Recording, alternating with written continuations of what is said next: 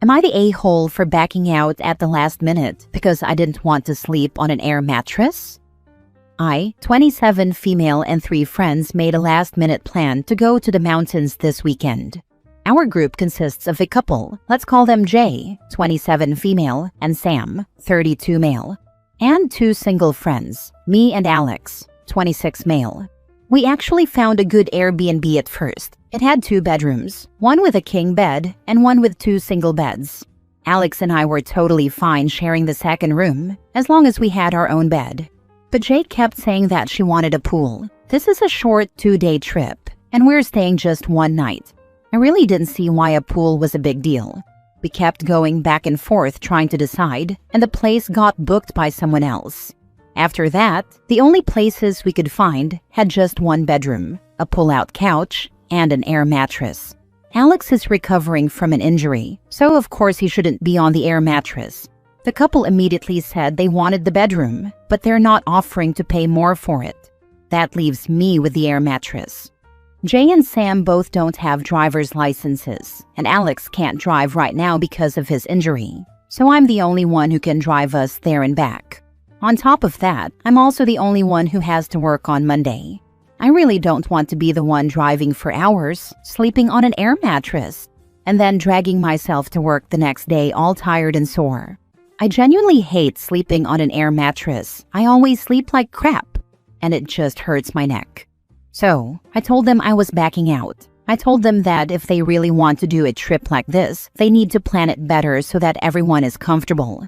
Alex and Sam seemed to understand, but Jay got annoyed. She said I was being a party pooper, that I was being selfish, and that I was ruining the weekend. She told me I should just adjust so we could all have fun. For a moment, I really did think I was overreacting because it's just 1 night, and going to the mountains would be super fun. But honestly, it doesn't feel fair that I have the worst sleeping arrangement and still get labeled as the problem.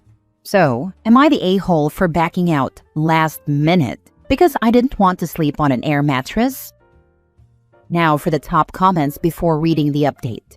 That's legit crappy. Everyone pays the same price, but you get the worst bed option and are the designated driver? Nah, they're just mad because they can't do any of this without you, but not appreciating the extra effort on your part. Not the a-hole. Have them sleep on the air mattress. You get the bed.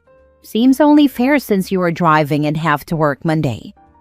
Even without work on Monday, I wouldn't want to sleep on an air mattress after driving up there, activities and whatnot. And after sleeping like crap, do hours of driving back. That's just a big no thank you. They weren't going to pitch in for gas either, were they? The 2 people who can't drive, trying to call the shots on a road trip, is low-key hilarious. Tell them to either quit being bums or to quit being selfish pricks. That's absolutely what stood out for me. When I was 17, I was the only one who could reliably borrow a parent's car during the summer holidays. Night shift worker. First thing my mom pointed out was, here's how to spot a leech. The obvious one was someone planning big things that could only happen on the group effort without them pitching in anything other than the idea. For me, the obvious leech was the witch that wanted a day at the beach where I drove and brought food and drinks and brought the inflatable ocean kayaks. As soon as I saw must have a pool, I started to wonder if this was my old mate from high school. F you, Matilda. Now for the update. Thanks to everyone who replied to my original post. Your responses really helped me feel like I wasn't crazy for feeling frustrated. Unfortunately, I had to go on the trip because I couldn't cancel the Airbnb. Now that the trip is finally over, I wanted to post a quick update. For a bit more context, I moved to a new city last year, and I've been friends with these people for a little over a year. So I haven't known them for very long, but we've gone out drinking, grabbed food, gone to the movies a few times. They've always seemed pretty chill, which is why I thought it wouldn't be a bad idea to do a short trip with them. Turns out I was very wrong. Now on to the actual update. I had already booked everything before the whole sleeping arrangement argument. My bad, I know. I just had to do it quickly because it was the 4th of July weekend. The Airbnb, the gondola tickets, shuttle tickets, even prepaid parking. After realizing the Airbnb couldn't be canceled, I figured I'd just go anyway. I even messaged the host to ask if she could help us with another mattress or something. She said the pull-out couch would be big enough for 2 people and just looked small in the photos. At that point, Sam and Jay still wouldn't budge, so I told myself I'd just suck it up and deal with it for one night. We were supposed to leave early Saturday morning. They were supposed to show up at my place by 5:30 a.m., so we could leave by 6. All of them only arrived around 7:15 to 7:30, so we ended up starting the drive late. We only got to the town around 1 p.m.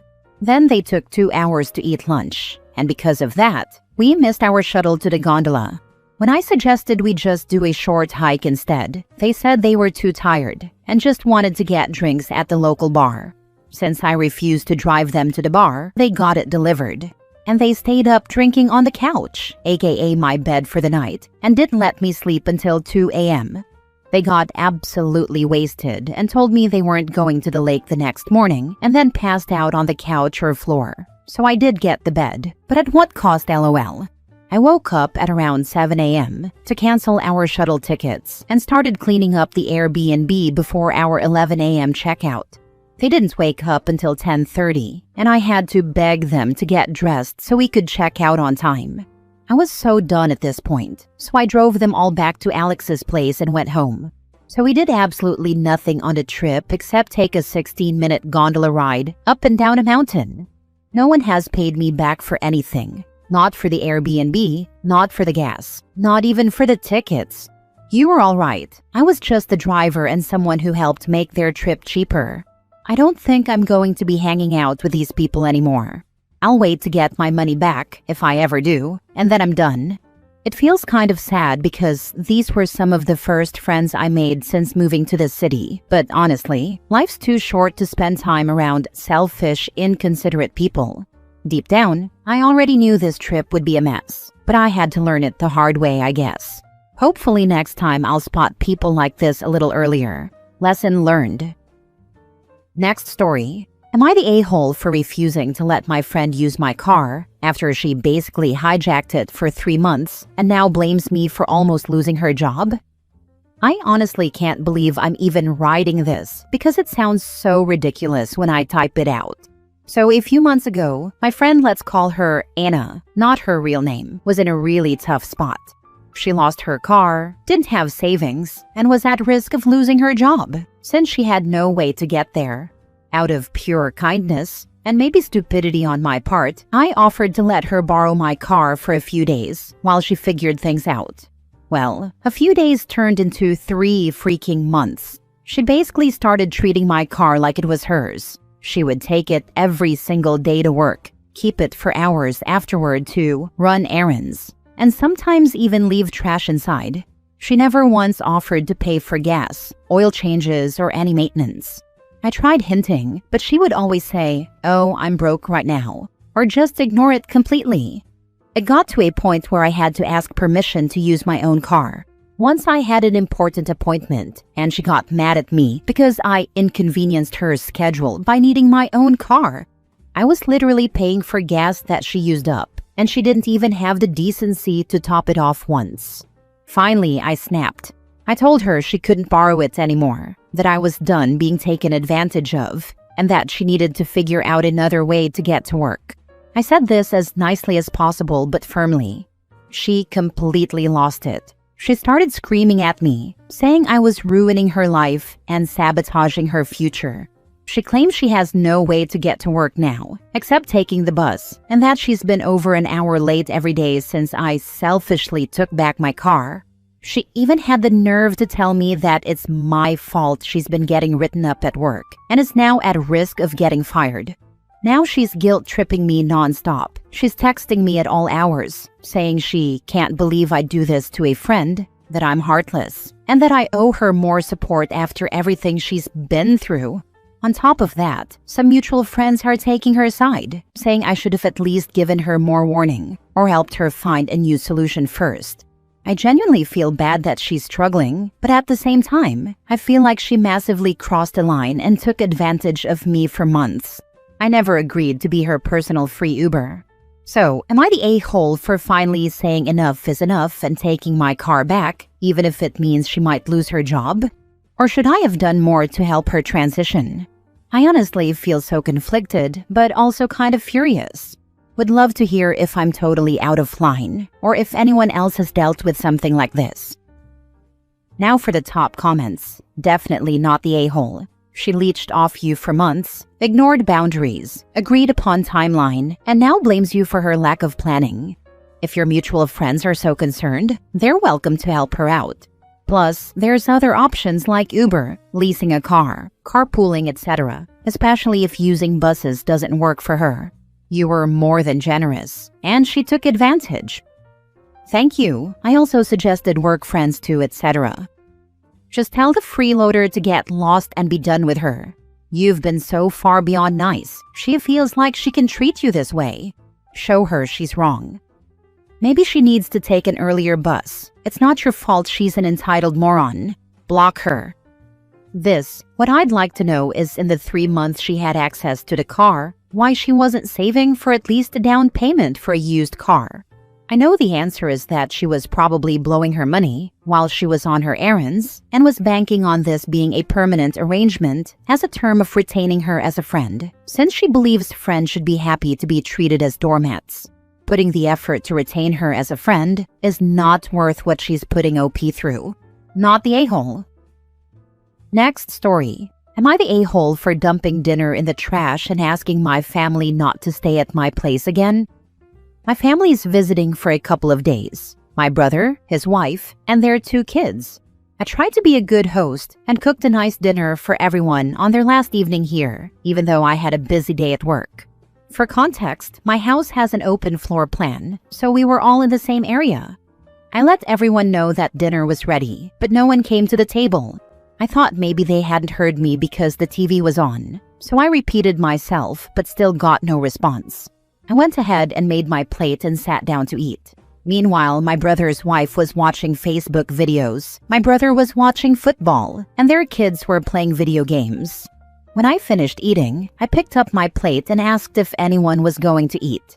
My brother got up and went to smoke outside. The kids kept ignoring me, and his wife just gestured that she was busy.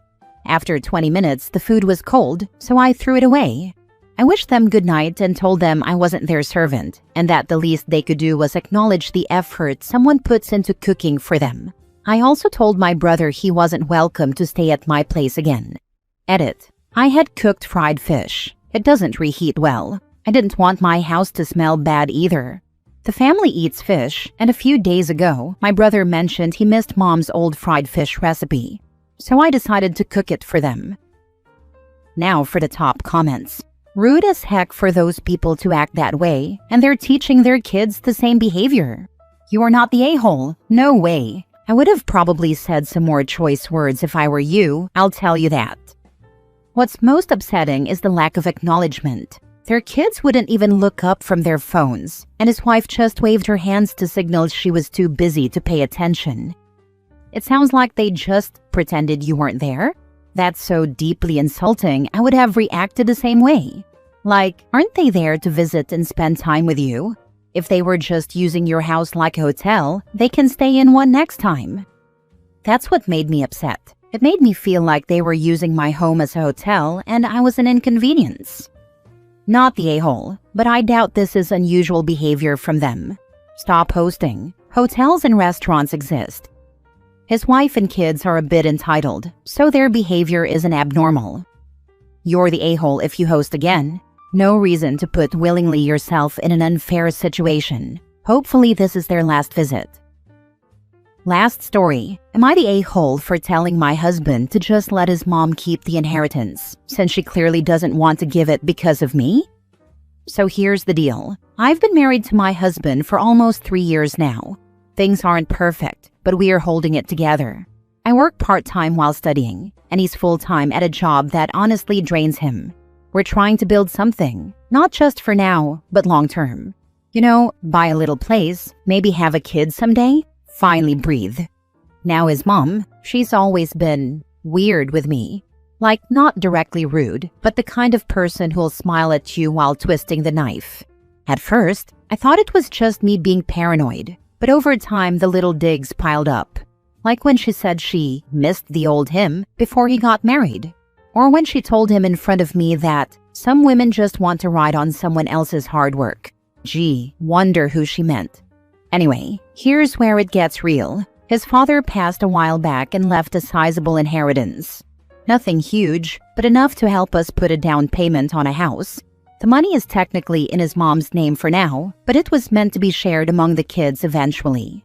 So my husband finally worked up the nerve to ask her if he could access part of his share, just enough to help us get started. And she said no, flat out. Not because the money's not there, not because she has plans for it, but because, in her words, as long as she's still around, I don't feel good about giving it to you. She, meaning me. My husband didn't say much, just sat there, looking like he got kicked in the gut. And I didn't even know what to do. My hands were literally shaking. Like, what do you even say to something that cruel? Later that night, I told him, just let it go. If she's gonna hold money over your head because I exist, then maybe we don't want anything from her anyway. I said it because I didn't want him to keep begging. I said it because I was pissed. But mostly, I said it because I couldn't stand watching him get humiliated like that again. Now he's barely talking to me. He says I gave up too fast. That I should have fought for him, stood by him, tried harder to convince her. But convince her of what? That I'm worthy of her dead husband's money? That I'm not some gold digger when I've worked and sacrificed just as much? It's like I'm being punished just for being in his life. I don't even know anymore. I thought I was helping. I thought telling him to let it go would stop the bleeding. But now he's distant, cold, and honestly, I'm tired. So am I the a-hole? Not the a-hole. Your mother-in-law and husband are the a-holes here. He should be sticking up for you. If he doesn't, then the twisting of the knife will only continue and lead to bigger problems with her. Does she not realize you two are thinking of children? She doesn't seem like someone who would be a nice grandmother. Maybe cutting her off will open her eyes. Thank you for your insight. You're right, if he doesn't set boundaries now, it could only get worse. I really appreciate the perspective. Not the a-hole. I'm with the top comment here. It was 100% not your place to say a word to his mom. It was 100% his job to say, what do you mean as long as she's around? She's my wife. She's not going anywhere. Your husband needs clarity from a lawyer on what his father's will stated. If his father just left everything to his wife, then it's now her money, and she'll do with it as she pleases, including using it to lord over your husband to fawn over her and eventually leave you. If the will states your husband was directly given money from his father, she needs to make with the money. Not the a-hole in either scenario though, as no part of this is anything you can control.